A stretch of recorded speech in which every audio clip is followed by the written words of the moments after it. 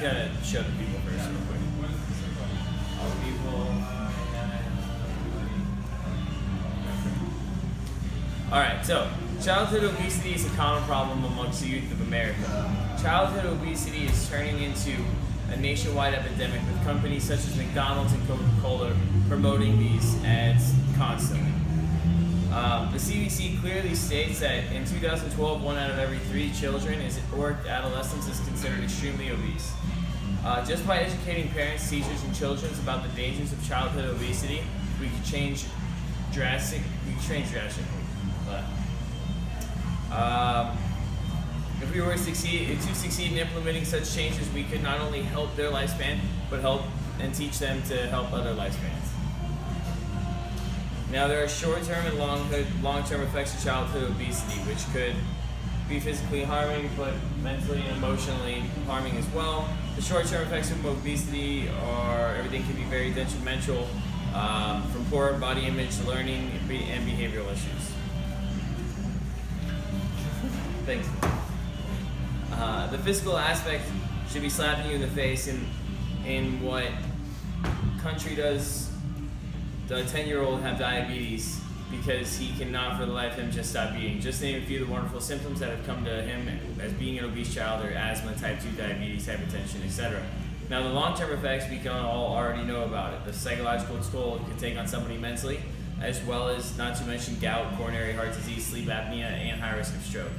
The nation, including our current president, Barack Obama and Michelle, have now already started taking their vacations and making their vacation plans. So what's the new president going to do about it? Who knows? Knowledge is the most powerful tool you can have, in my personal opinion. We can impose mandatory dietitian classes in schools. That way young kids can get educated on it before they continue on, etc.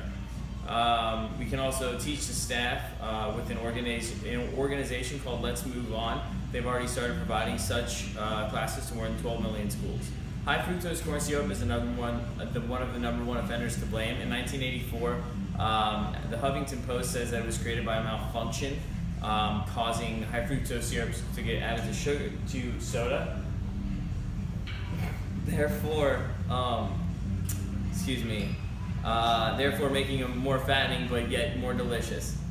During that time, the CDC announced the amount of childhood obesity was on a steady rise until 10 years later, when it drastically increased to the millennial generation. Now, there can be a way out for these souls.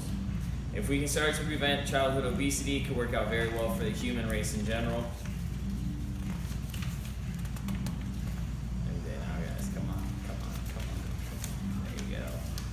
And we would have longer lifespans, so on forth with our generations. We wouldn't have so many Americans relying on Prozac anytime I tell my doctor I'm feeling depressed. My first question from him is, what's your diet consist of? If we don't stop childhood obesity, we will all become extremely overweight. Think about it. It's growing at an alarming rate. It's not to say every single one of you will be fat, but it could happen. The foods we ingest daily are not getting any less in calories. If anything, they're adding more sugars and preservatives to keep the shelf life stronger. All in all, folks, this is a serious matter. Food addiction is a very real thing. Next time you find whoever going for that extra side of mayo, maybe warn them that it's not contributing to the general health.